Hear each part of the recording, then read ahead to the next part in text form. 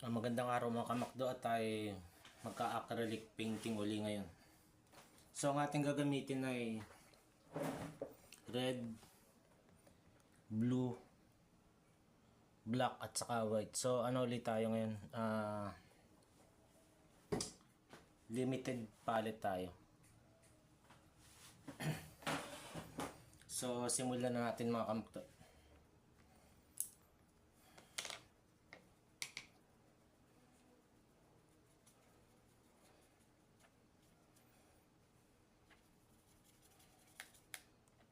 So maghahalo tayo ng white at saka konting red para sa ating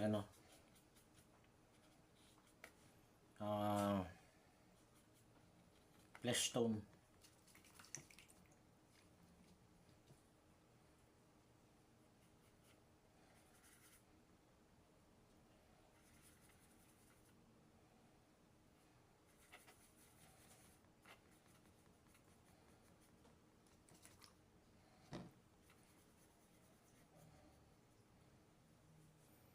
So, ang gagawin lang natin para sa baseline, kailangan natin ng gagamitin natin tong blue.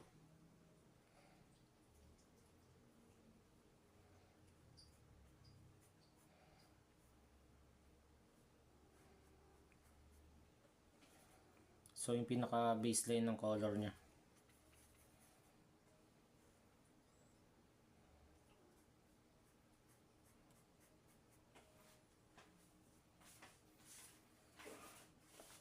So lalagyan natin na pansapin mga kamakdo kasi tatagos dun sa ilalim. So ayan. Nakalimutan na naman natin lagyan ng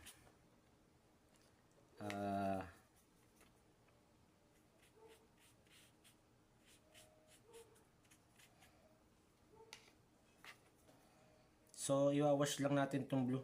Parang pinakang niya. Shadow.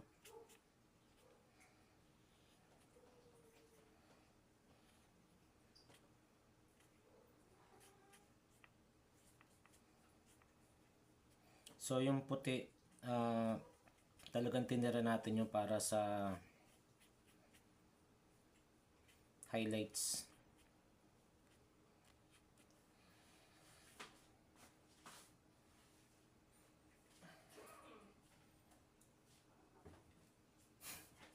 Asul na asul siya. So ito na yung ating minix na white at saka red. So parang ano natin siya, flesh tone. Pero maganda sana ito, tuyo na eh. So magbe-blend siya dun sa blue niya mga kamakdo.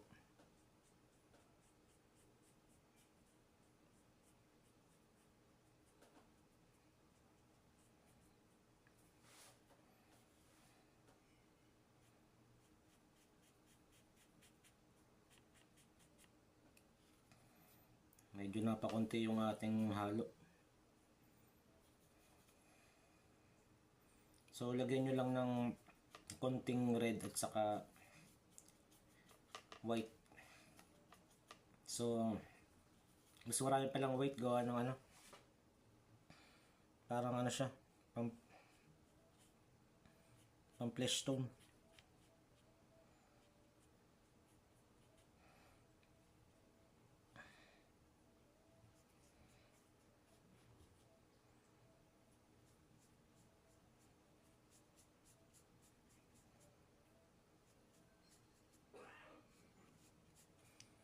So, dinrawing natin itong mga kamakdo ng gamit ang ballpen.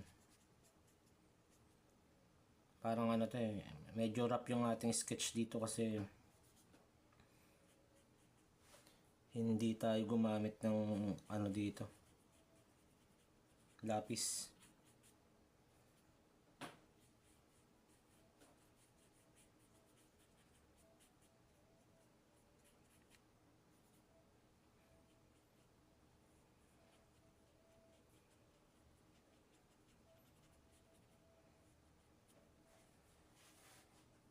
So yan, makikita nyo nagbe-blend yung ano,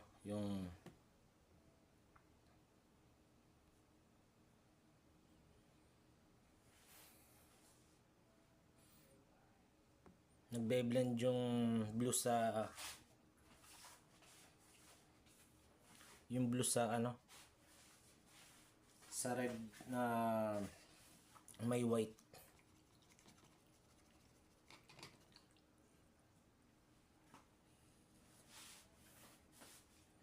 So paghahaluin naman natin ngayon ng ano, ang blue at saka konting red.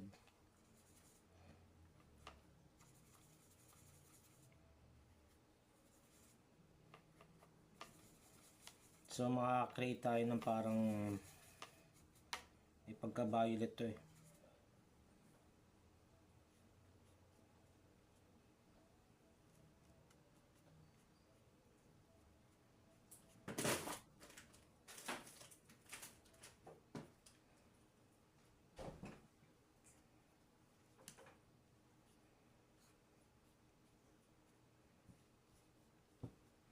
Pero maganda sana to, ano na eh. Kung medyo tuyo na sana.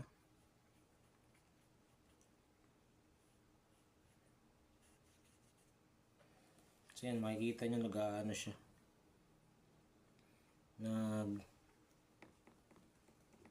Violet. May pusa pa eh. Kulit ng mga pusa dito.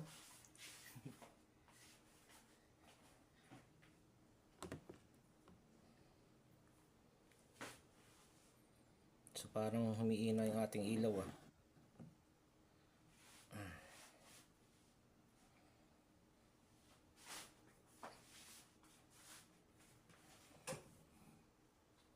So yung violet pwede natin itong gawing ano, pang shadow. Kagaya na ginagawa natin ngayon.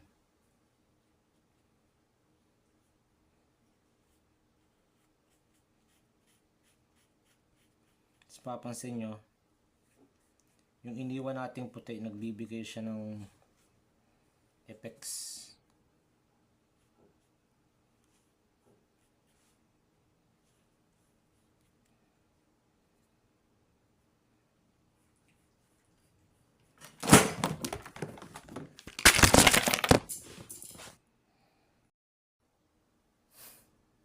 So may tumalo na pusa mga kamakdo, kaya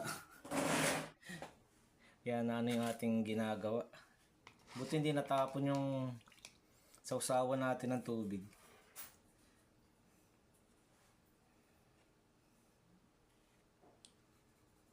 So yung red at violet pwede nating gawing highlights yun. So kaya ginagawa natin ngayon, yan, pinaka-highlights natin siya.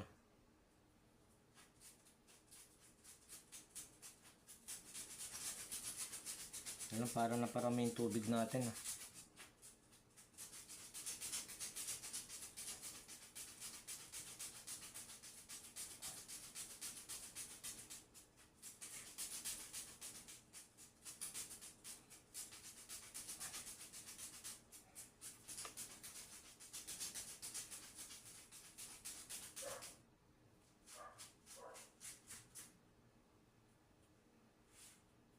So parang ano lang tayo eh.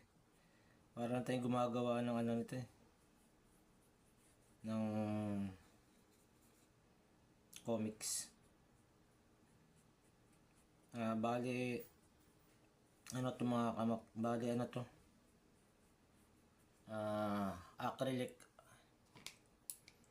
Pen in acrylic.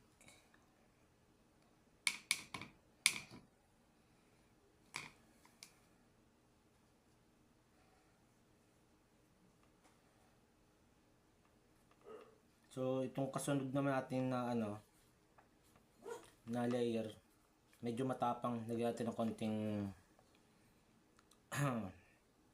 matapang-tapang na red.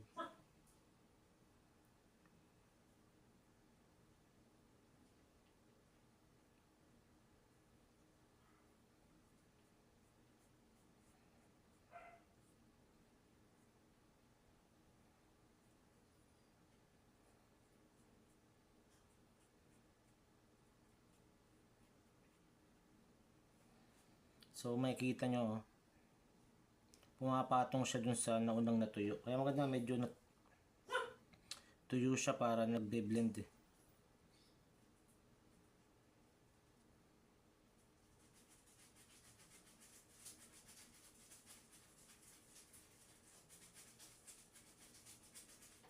So pwede nyo ipatong yun dun sa ano, kasunod na layer.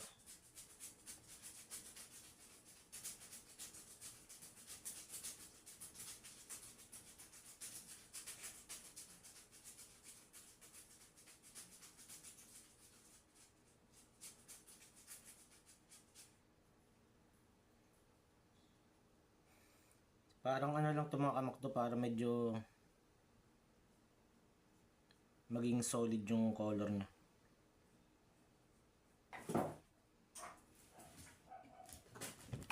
Naku, naghahabulan yung mga pusa.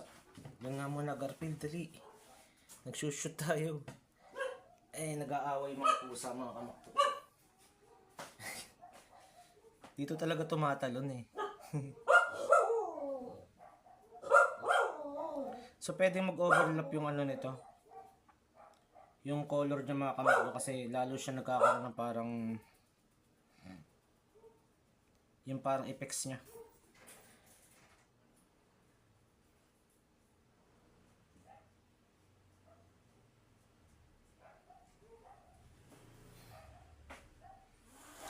Ay, ano, DJ, gaaway-away mga pusa mga kamakto.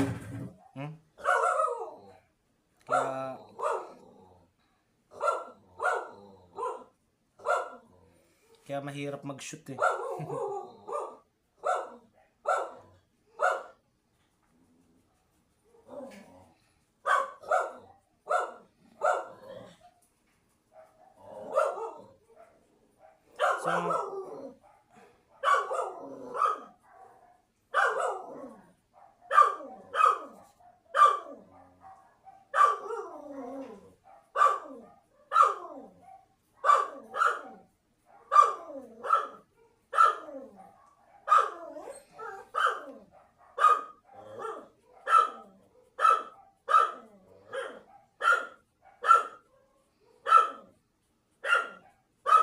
Ang ingay ng aso natin.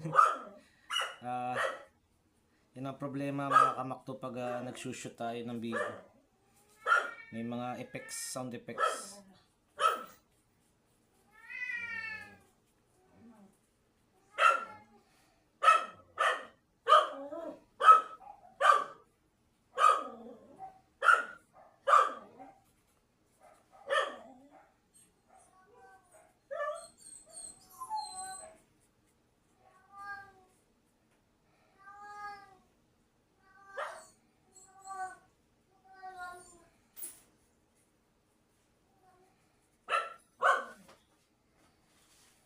So, makikita nyo yung blue, hindi masyadong naano siya.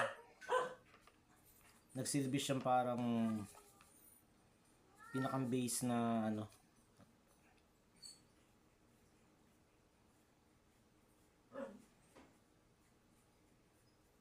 Nagkaroon na parang blue effects yung ano natin. Yung ginawa natin siyang color base.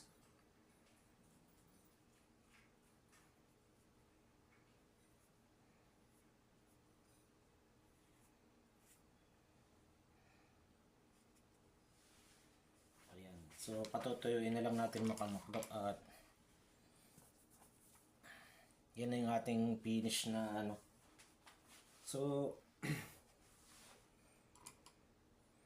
naglagay na lang tayo ng sayang yung puti kaya gamitin na natin.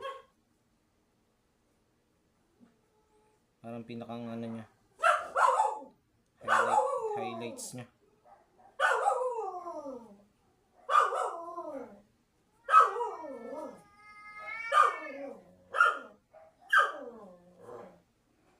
Ayan. So baka ma-overwork. Kaya nga hindi rin kaya ng papel mga kamakdo kasi manipis lang siya. So kahul yung aso. Grabe ingay.